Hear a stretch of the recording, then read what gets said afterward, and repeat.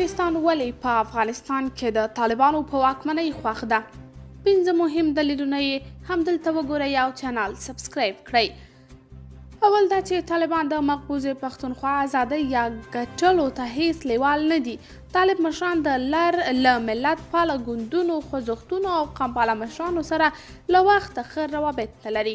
دوهم دا چې ځینې طالب مشران د هند او پاکستان ترمنځ د کشمیر د کړکېچ موضوع خپل مذهبي مسؤلیت ګڼي. د دوی دا مداخله به حتما د دې لامل شي چې افغانستان د ترهګرو په ځاله بدل او له نړیوالې انزوا سره مخ کړي. خلاصه دا چې پاکستان به خپل تور لاس په طالبانو وموښي.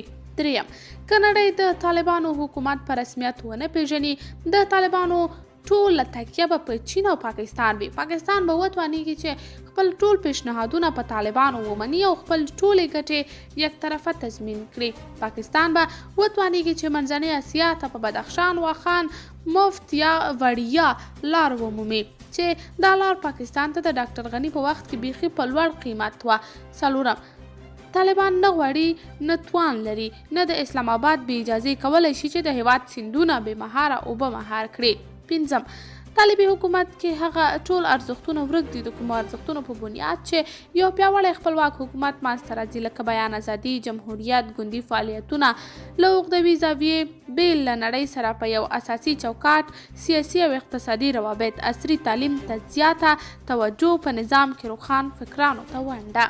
قدرمنو لیدونکو، تاسې د دې موضوع په هکله څه نظر لرئ؟ کمنټ کې شریک او چینل سبسکرایب کړئ.